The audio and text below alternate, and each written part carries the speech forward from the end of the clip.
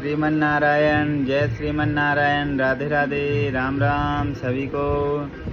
आज मैं आपको बताना चाहता हूँ कि ये देखो, ये तुलसी की माला है ना, मैंने ये हाथ में भी रखी है। देखो, एक अपने हाथ से बना के, जैसे आपके पास में चाहे हरि का कोई सा भी अवतार, नारायण जो श्रीमन नारायण है उनका कोई सा भी अवतार हो, चाहे राम हो चाहे कृष्ण हो, तो उनको भोग लगाने के लिए आपको तुलसी मिले या ना मिले तो अपने हाथ से ऐसे टच कराया और उनको भोग लगा सकते हैं। और सबसे बड़ी बात है कि इस माला को पहनने से आपको किसी को लगता है कि कोई भूत प्रेत, कोई शमशान में किसी को कोई टोना टोटका कर देगा, तो किसी के माई की लाल में हिम्मत नहीं कि जिसने ये तुलसी माला धारण कर लिया उसको कोई टच कर पाए।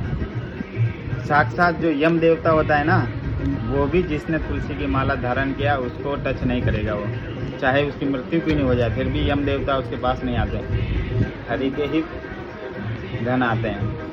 तो तुलसी माला के बहुत फायदे हैं, और इसको पहनने से इतना फ़ायदा है कि आपको सारे तीर्थ घर बैठे ही हो जाते हैं। बोलते हैं कि आपको तीर्थ करने की, कहीं जाने की ज़रूरत नहीं है, आपको गंगा स्नान करने की भी जाने की ज़रूरत नहीं है। इस तुलसी माला को आपने धारण कर लिया, जैसे जिस दिन आप नहाते हो उस दिन आपका गंगा स्नान माना जाता है, क्योंकि यह जहाँ से इस पे पानी गिरता है और वही पानी पूरे शरीर में जाता है तो वो गंगा बन जाता है, गंगा का वाटर। और आपने कुछ भी खाया पिया, इस कंठी माला के नीचे जाता ही वो पवित्र हो जाता है, चाहे आप कुछ भी खा लो।